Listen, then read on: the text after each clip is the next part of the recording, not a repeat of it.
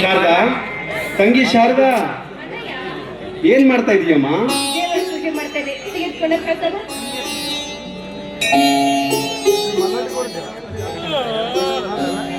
ಆ ದೇವರಲ್ಲಿ ಏನಂತ ಬೇಡಿಕೊಂಡೆಮ್ಮ? ಬಡವರ ಬೇಡಿಕೆ ಅದು ನನ್ನ ನೀರಿಸಬೇಕಲ್ಲ ಈ ನೆಲದಲ್ಲಿ. ಬೇಡಿಕೆ ಈಡೇರೋ ತನಕ ಘೆರವು ಹಾಕ್ಬೇಕಾಗಿತ್ತು. ಅಣ್ಣ ಇದೇನಲ್ಲ ಯಾವಾಗಲೂ ತಮಾಷೆ ಮಾಡ್ತೇನೆ. ಮತ್ತಿದೇನಮ್ಮ, ಬೆಳಗಾಗುವುದೊಂದೇ ತಡ. ಮುಡಿ ಮಲ್ಲಿಗೆ, ಜಪ ತಪ, ಧೂಪ ದೀಪಗಳಿಂದ ಈ ಮನೆಯೇ ಮಂತ್ರಾಲಯವಾಗಿ ಬಿಡುತ್ತೆ. ಅಲ್ಲಮ್ಮ, ನೀ ಕೇಳಿದ್ದನ್ನೆಲ್ಲ ಕೊಡೋದಕ್ಕೆ ಆ ದೇವರೇನು ಕಾಮಧೇನು ಕಲ್ಪವೃಕ್ಷವೇ? ಅಣ್ಣ ಯಾಕಣ್ಣ ಹೀಗೆ ಮಾತಾಡ್ತಾ ಇದೀಯಾ? ಅಲ್ಲಮ್ಮ, ಹಿರಿಯರು ಹೇಳಿದ ಮಾತು ಅಕ್ಷರಶಃ ಸತ್ಯ.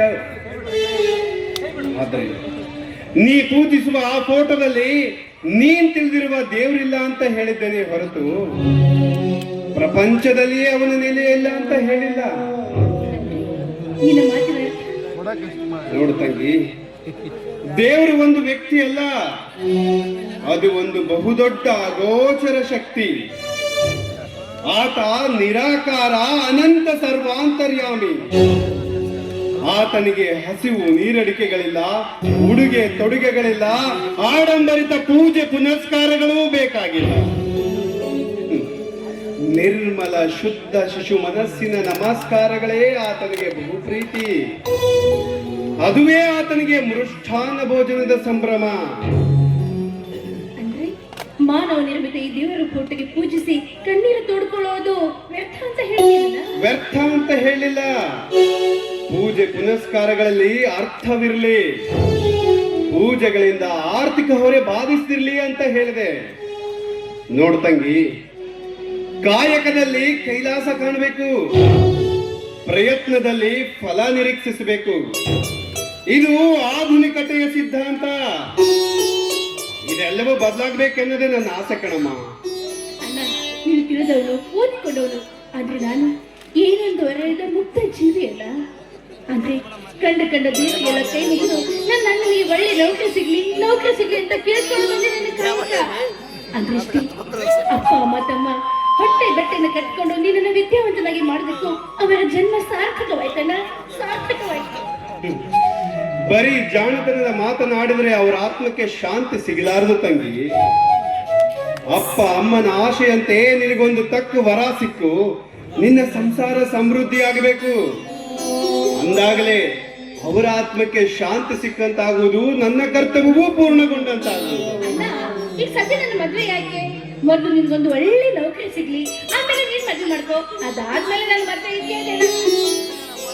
ಅಣ್ಣನಿಗೊಂದು ದೊಡ್ಡ ನೌಕರಿ, ಆತನಿಗೊಂದು ಮುದ್ದಾದ ಹೆಂಡತಿ. ಇದು ನನ್ನ ಪುಟ್ಟ ತಂಗಿಯ ಸುಂದರ ಕನಸು. ಶಾರದಾ, ಇದು ನಿನ್ನದು ಕನಸು ಮಾತ್ರವಮ್ಮ, ನನಸಾಗಲು ಖಂಡಿತ ಸಾಧ್ಯವಿಲ್ಲ. ಯಾಕಣ್ಣ ಹೀಗಂತೀಯ? ನಾ ಕಂಡಂತೆ ನನ್ನ ಅಣ್ಣನಿಗೆ ವಿದ್ಯೆ ಇಲ್ವೇ, ಬುದ್ಧಿ ಇಲ್ವೇ, ಪರಿಶುದ್ಧವಾದ ಮನಸ್ಸು ಕನಸುಗಳಿಲ್ವೇ? ಏನ್ ಕಡಿಮೆ ಇದೆ ನನ್ನ ಅಣ್ಣನಿಗೆ ಅಂತ? ನಿನ್ನ ಅಣ್ಣನಿಗೆ ಎಲ್ಲಾನು ಇದೆಯಮ್ಮ, ಆದ್ರೆ ನಿನ್ನಣ್ಣನಿಗಿದ್ದ ಪರಿಶುದ್ಧ ಮನಸ್ಸು, ಮುಂದಾಲೋಚನೆಯ ಕನಸು ಈ ನಾಗರಿಕ ಸಮಾಜಕ್ಕೆ, ಪ್ರಜಾತಂತ್ರ ಸರ್ಕಾರಕ್ಕಿಲ್ವಲ್ಲಮ್ಮ. ನಾನು ನಿರುದ್ಯೋಗಿಯಾಗಿದ್ದೇನೆ, ಉದ್ಯೋಗ ಮಾಡಲು ಅರ್ಹ ಕ್ವಾಲಿಫಿಕೇಶನ್ ಹೊಂದಿದ್ದೇನೆ. ದಯವಿಟ್ಟು ನನಗೆ ಉದ್ಯೋಗ ಕೊಡಿ ಅಂತ ಈ ಸರ್ಕಾರಕ್ಕೆ ಕೇಳಿದ್ರೆ ಸರ್ಕಾರನೂ ಕೇಳುತ್ತೆ ನನಗೂ ಲಂಚ ಕೊಡಿ ಅಂತ. ಇದು ನನ್ನ ಕಥೆ, ಆದ್ರೆ ನಿನ್ನ ಕಥೆಯಂತೂ ಇದಕ್ಕೂ ವಿಭಿನ್ನ. ನಾನು ರೂಪವಂತೆ, ಗುಣವಂತೆ, ಶೀಲವಂತೆ, ದಯವಿಟ್ಟು ನನಗೆ ಮಾಂಗಲ್ಯ ಭಾಗ್ಯ ಕೊಡಿ ಅಂತ ಈ ಸಮಾಜಕ್ಕೆ ಕೇಳಿದ್ರೆ ಈ ನೀತಿಗೆಟ್ಟ ಲಜ್ಜೆಗೆಟ್ಟ ಕೊಳಕು ಸಮಾಜ ಹೇಳುತ್ತೆ, ನೀನು ನೀತಿಗೆಟ್ಟವಳಾದ್ರೂ ಇರು, ಶೀಲಗೆಟ್ಟವಳಾದ್ರೂ ಇರು, ಆದ್ರೆ ನನಗೆ ಬೇಕಾಗಿರುವುದು ಅದು ಒಂದೇ ಒಂದು ವರದಕ್ಷಿಣೆ ಅಂತ. ಇಂಥ ಭಂಡ ಸರ್ಕಾರ, ಷಂಡ ಸಮಾಜ ಇರುವವರೆಗೂ ಸ್ವಸ್ಥ ಸುಧಾರಿತ ಸಮಾಜದ ನಿರ್ಮಾಣ ಖಂಡಿತ ಸಾಧ್ಯವಿಲ್ಲಮ್ಮ, ಖಂಡಿತ ಸಾಧ್ಯವಿಲ್ಲ. ನಿಜ ಅಲ್ಲ.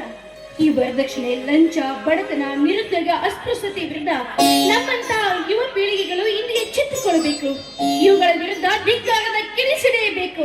ಅಂತಂದ್ರೆ ಈ ನಮ್ಮ ಭಾರತ ಮಾತೆಗೆ ನಿಜವಾದ ಸ್ವಾತಂತ್ರ್ಯ ಸಿಕ್ಕಂತಾಗುತ್ತೆ ಅಲ್ಲ, ನಿಜವಾದ ಸ್ವಾತಂತ್ರ್ಯ ಸಿಕ್ಕಂತಾಗುತ್ತೆ.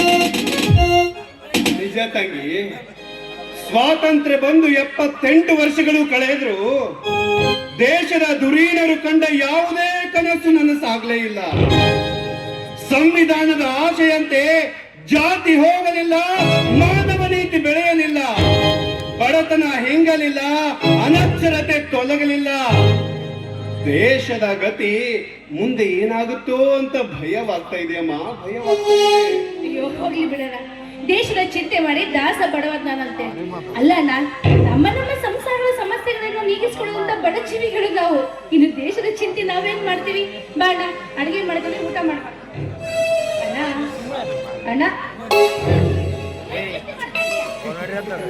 ಏನಿಲ್ಲ, ಇಂಥ ಸಮಾಜದಲ್ಲಿ ನಿನಗೊಂದು ತಕ್ಕ ವರ ಹುಡುಕಿ ನಿನ್ನ ಮದುವೆ ಮಾಡಿ ನಿನ್ನ ಗಂಡನ ಮನೆಗೆ ಕಳಿಸಿದ್ರೆ ನನ್ನ ಮೇಲಿರುವ ದೊಡ್ಡ ಜವಾಬ್ದಾರಿ ಕಳೆದಂತ ಆಗುತ್ತೆ. ಅದೇ ಚಿಂತೆ ನನಗೆ.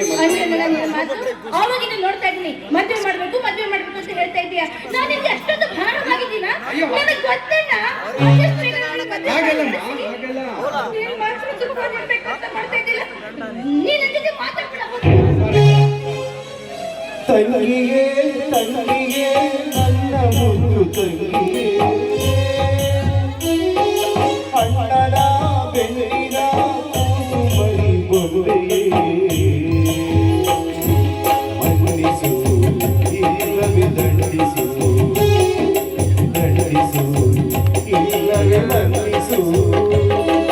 ತಂಗಿಯೇ ತಂಗಿಯೇ ನನ್ನ ಮುದ್ದು ತಂಗಿಯೇ, ಅಣ್ಣನ ಬೆನ್ನಿನ ಮರಿ ಬೊಂಬೆಯೇ, ದಂಡಿಸು